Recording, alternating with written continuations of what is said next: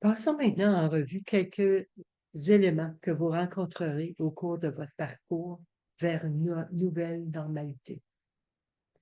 J'adore ces citations. Je sais que le premier peut s'appliquer de manière générique à beaucoup de choses, mais je pense qu'il s'intègre vraiment bien ici. Et la deuxième citation est en fait d'une femme de l'un de nos groupes qui dit: « Les médecins vous disent que vous êtes guéri, mais ne vous disent pas à quel point vous avez changé. » D'accord. Il y a des gens qui peuvent traverser un événement cardiaque et continuer comme si c'était juste un détour ennuyeux dans leur vie. Mais rappelez-vous que chaque cas est unique. Il y en a d'autres que leur situation s'est aggravée avec le temps, où elles ont subi plus de dommages, et c'est plus difficile de trouver leur nouvelle réalité. Et pour ces gens-là, voici quelques informations qui peuvent vous aider à vous orienter dans la nouvelle direction.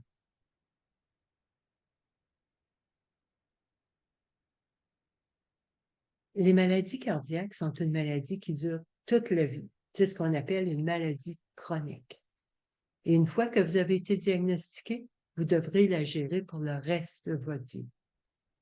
Le chemin vers leur rétablissement comprend parfois des défis physiques et émotionnels. Voici quelques défis physiques que vous pourriez reconnaître. Lorsque vous commencez à reprendre certaines de vos activités quotidiennes, prenez votre temps et donnez-vous de la grâce. La plupart des choses peuvent attendre jusqu'à ce que vous vous sentiez physiquement et mentalement capable. S'ils ne peuvent pas attendre, demandez de l'aide. Ça, c'est une chose que j'ai dû apprendre. Et c'est demander de l'aide. Pas facile, mais c'est possible. Nos habitudes de sommeil sont souvent perturbées après un événement traumatisant. Et plus encore si vous faites la sieste pendant la journée parce que vous êtes fatigué, parce que vous ne dormez pas bien la nuit. Et ça peut devenir une nouvelle habitude. Si vous faites la sieste pendant la journée et que vous dormez bien la nuit, c'est très bien. Votre corps guérit.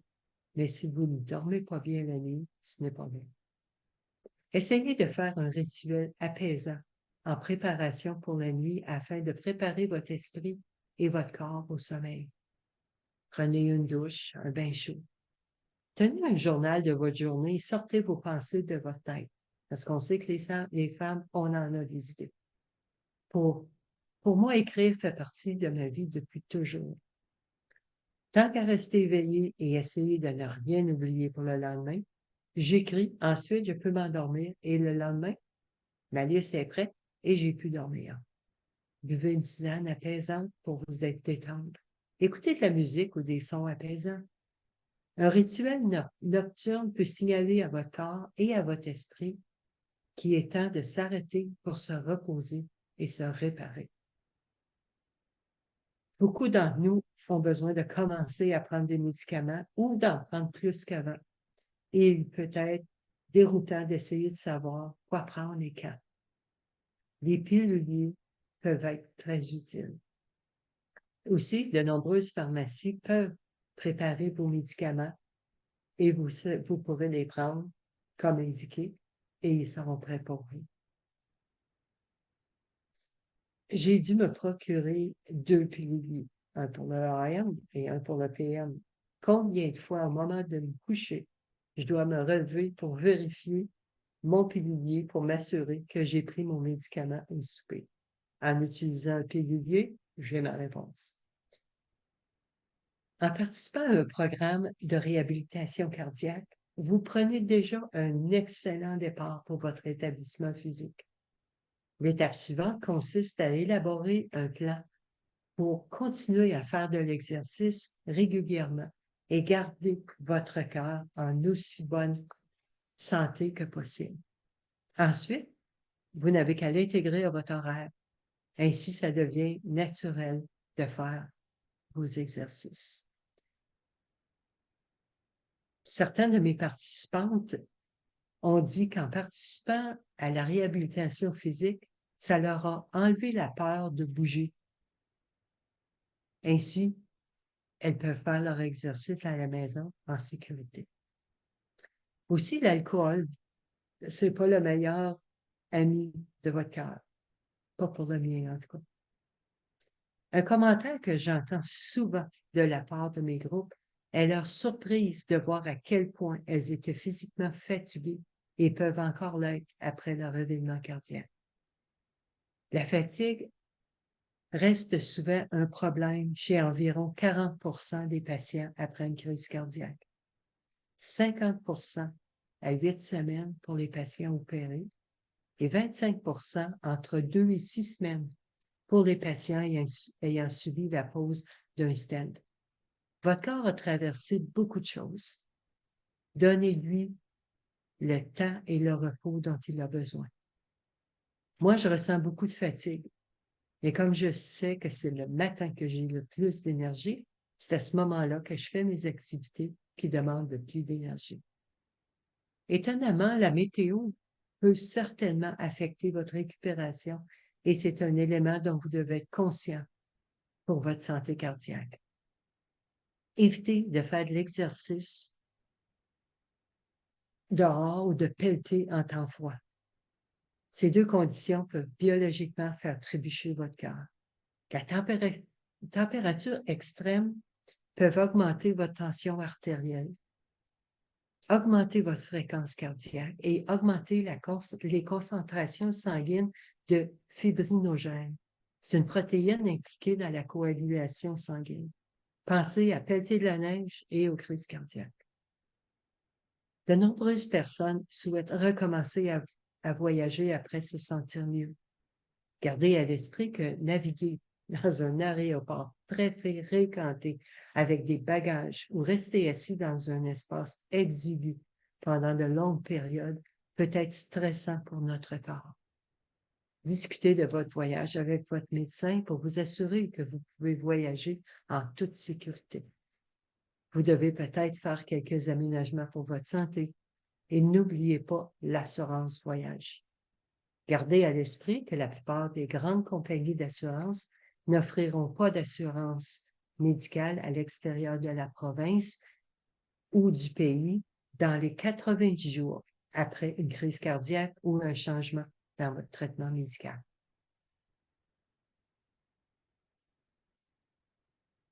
Récupérer, c'est plus que prendre du mieux physiquement. Comme beaucoup de femmes atteintes d'une maladie cardiaque, vous avez probablement déjà vécu une détresse émotionnelle. J'ai constaté qu'avec certaines femmes, la récupération émotionnelle peut être plus difficile que la partie physique. Il se peut que vous ressentiez ou ayez ressenti plusieurs des émotions énumérées ici, telles que le chagrin, le deuil. Il y a plusieurs raisons pour lesquelles vous pouvez être en deuil. Vous êtes peut-être en deuil des changements dans votre mode de vie ou de certains des changements de mode de vie que vous devez peut-être faire. Le deuil, c'est une réaction émotionnelle à une perte. Pour nous, il y a l'avant et l'après.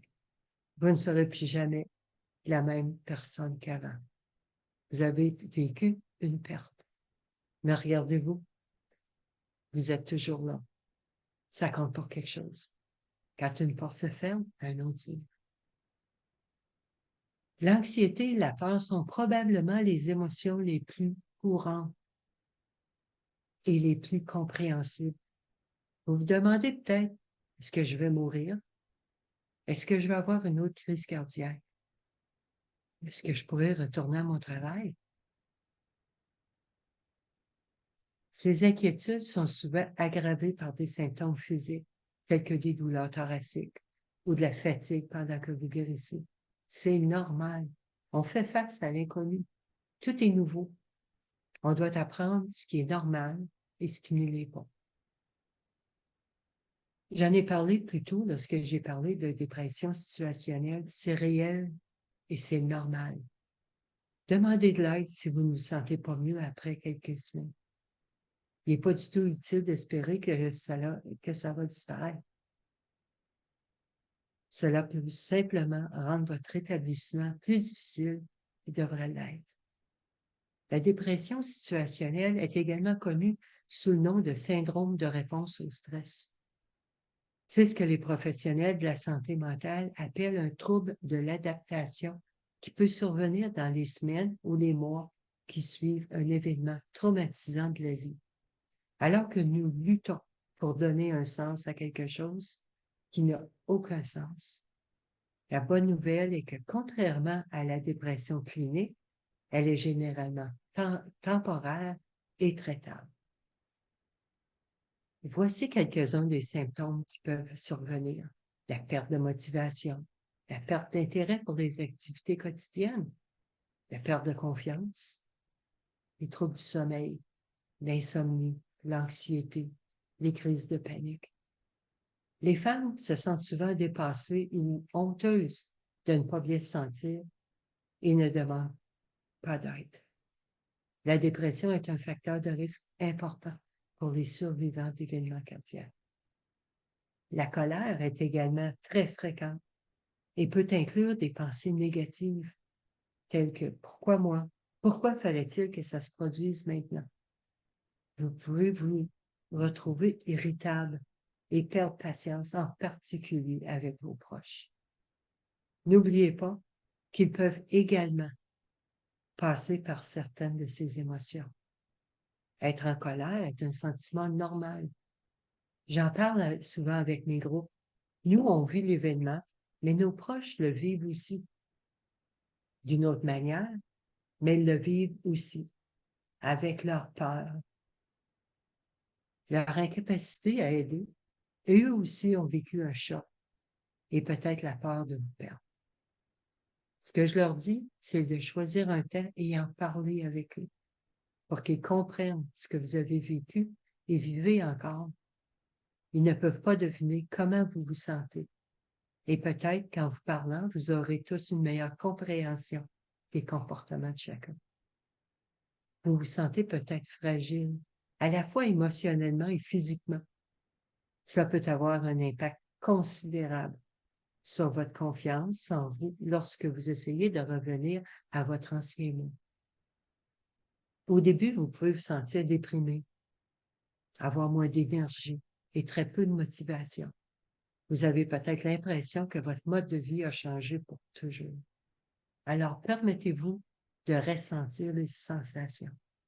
Votre récupération émotionnelle est tout aussi importante que votre récupération physique.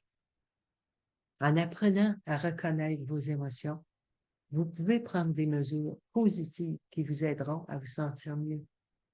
Apprendre à gérer nos émotions fait partie de la reprise en main et de la réussite de la vie avec une maladie du cœur. Et nous en parlons assez largement dans notre programme de soutien par les pairs, avec des outils et des stratégies pour nous aider. Une partie de notre nouvelle normalité consiste à apprendre à gérer le système de soins de santé. Je ne saurais trop insister sur l'importance d'apprendre à défendre efficacement vos propres intérêts. Tant de femmes de mes groupes n'ont jamais eu à faire face à une crise sanitaire comme celle-ci. Et elles se retrouvent dans un système confus où elles ont du mal à se faire entendre et à trouver des réponses à leurs questions. Les médecins sont occupés. Nous savons tous que le système de santé est en crise. Avoir un partenariat avec votre médecin et avoir une communication claire est nécessaire et faisable. Un groupe qu'on mentionne rarement, ce sont nos pharmaciens. J'ai la chance d'avoir un groupe de pharmaciens extraordinaires qui sont proactifs, qui m'informent sur les vaccins que je devrais recevoir et les employés me simplifient la vie en organisant mes rendez-vous. Aussi, vos pharmaciens sont les meilleurs pour discuter de vos médicaments, vos vaccins. Les infirmières sont des ressources qu'on oublie parfois. C'est important de se faire des alliés dans le système de la santé.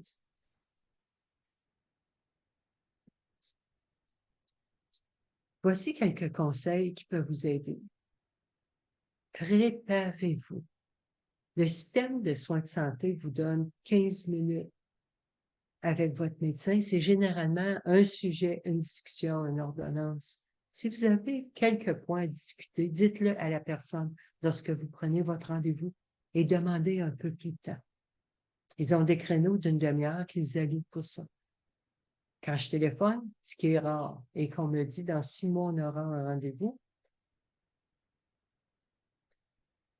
je dis, et ça c'est nouveau pour moi, je suis sa patiente, je suis cardiaque, je ne peux pas attendre. La conversation change à ce moment-là. Si vous avez un iPhone, utilisez l'application Santé pour y mettre toutes vos informations de santé détaillées, une liste de vos médicaments et vos vitamines. Ça aussi, c'est important. Vous devriez également avoir une sauvegarde papier où vous avez tous vos médicaments énumérés, votre groupe sanguin, si vous le connaissez, toutes les informations de votre médecin, les allergies aux médicaments, les problèmes cardiaques, opérations, les dates, les événements, des événements, etc. Tout cela est utile lorsque c'est nécessaire. Et ça peut vous sauver du temps et vous sauver la vie.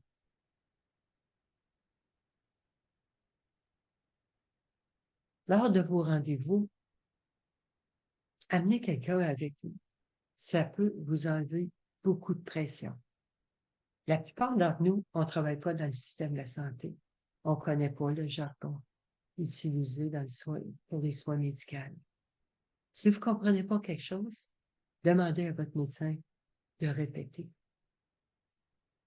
Ils sont là pour ça et vous devez vous comprendre.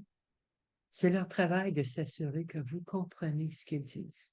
Vous ne devriez pas avoir à retourner à la maison et utiliser Google pour expliquer ce que votre médecin a dit. Aussi, c'est bon de récapituler afin de savoir que vous assurez que vous avez bien compris.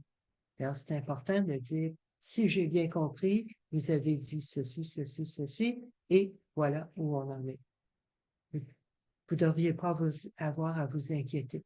Vous devriez pouvoir, si vous n'avez pas compris quelque chose, ou en prenant vos notes, vous avez manqué quelque chose, téléphonez au bureau de votre médecin et ils vont pouvoir vous expliquer ce que vous n'avez pas compris. Car si vous rentrez chez vous et vous n'êtes pas certain de quelque chose, ça peut générer un stress. Et le stress, c'est notre ennemi numéro 1. En tant que femme, certaines ont souvent l'impression d'être ici pour servir les autres. Et cette notion façonne tellement leur vie qu'elles jettent des bases de ce qu'elles ressentent pour elles-mêmes et souvent de ce qu'elles pensent mériter des autres. L'ironie est que cela peut causer du stress qui peut augmenter leur risque d'autres crises cardiaques.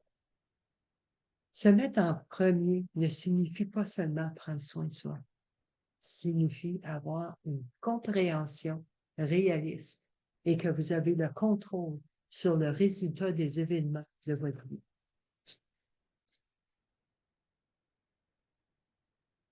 Donc, si vous ne croyez pas que vous pouvez raisonnablement prendre soin de vous-même, il est peu probable que vous soyez en mesure de prendre soin des autres. Rappelez-vous les consignes qu'on nous donne quand on prend l'avion. Quand les masques tombent, on met le sien en premier, ensuite on prend soin des autres. C'est la même chose avec votre santé. Votre nouvelle normalité est essentiellement le développement d'une nouvelle identité avec votre événement cardiaque. C'est l'acceptation de qui vous êtes aujourd'hui et de ne pas vivre dans la vie passée. Souviens-toi de toi avant et toi après l'événement cardiaque. Ainsi, façonnez votre nouvelle normalité à l'aide des questions suivantes. Elles peuvent vous aider à définir votre nouveau rôle et vos espoirs pour l'avenir. Je vous invite vivement à réfléchir à ces questions et à prendre le temps d'y répondre. Ces questions créent une sorte de document vivant qui changera et se déplacera au fur et à mesure que vous avancerez dans votre cheminement du cœur. Il existe d'excellentes ressources en ligne pour vous aider à répondre à certaines de ces questions et à déterminer les prochaines étapes.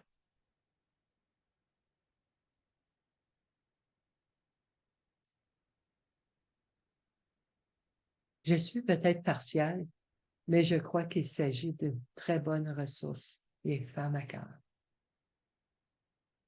Je suis très fière d'être une responsable du soutien par les pairs pour le programme de Femmes à cœur. J'adore voir les femmes apprendre, créer des liens et partager alors qu'elles se soutiennent mutuellement dans leur nouvelle normalité. Si vous souhaitez vous joindre au programme de soutien par les pairs de Femmes à cœur, nous serions très heureuses de vous accueillir parmi nous. Visitez le site votrecoeur.ca pour tout ce qui concerne le cœur des femmes. Voici les principaux sujets que nous abordons dans nos sessions du programme de Femmes à cœur.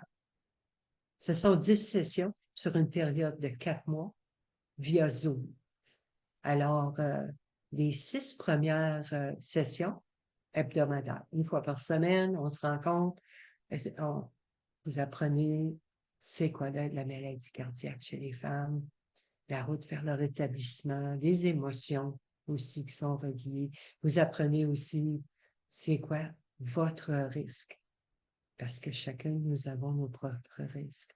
Et ensuite, les sessions de 7 à 10, c'est aux 2 semaines qu'on se rencontre. Vous allez avoir du support émotionnel, du support informatif et l'évaluation du support. Qu'est-ce que vous avez besoin pour continuer? C'est ce qu'on voit dans notre programme. Le soutien par les pairs permet aux femmes de se rendre autonomes et de leur offrir un endroit sûr où se rencontrer, tisser des liens et partager leur expérience. Consultez le Carrefour du cœur de soutien pour les pairs, pour les femmes canadiennes, pour entrer en contact avec des femmes participant à des programmes de soutien par les pairs et trouver un groupe de soutien pour vous.